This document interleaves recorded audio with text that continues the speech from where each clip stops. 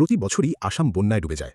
আর অবাক করার বিষয় হলো এর কারণ শুধু বৃষ্টি নয়, এর আসল কারণ হলো ব্রহ্মপুত্র নদ, পৃথিবীর সবচেয়ে শক্তিশালী নদীগুলোর মধ্যে একটি।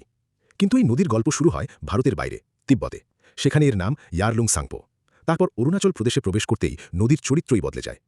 হিমালয় থেকে নেমে আসার সময় এই নদী শুধু জলই নিয়ে আসে না, সঙ্গে নিয়ে আসে বিপুল পরিমাণ মাটি ও পলি, সেডিমেন্ট। কিন্তু আসামে পৌঁছতেই পুরো খেলাটা পাল্টে যায়।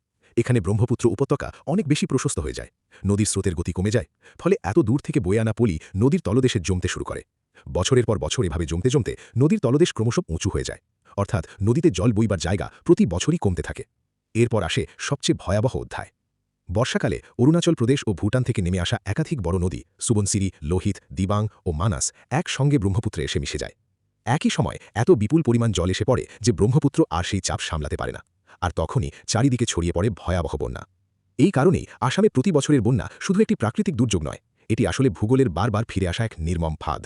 ব্রহ্মপুত্রের বয়ে আনা পলি, আসামের বিস্তীর্ণ উপত্যকা এবং বর্ষার প্রচণ্ড জলপ্রবাহ, এই তিনটি একসঙ্গে মিলে প্রতি বছর আসামের সামনে নতুন এক চ্যালেঞ্জ তৈরি করে। কারণ আসামের গল্প শুধু বৃষ্টির গল্প নয়, এটি এমন এক নদীর গল্প যে হিমালয় থেকে নেমে আসার সময় নিজের সঙ্গে বয়ে আনে পুরো একটি ভূগোল।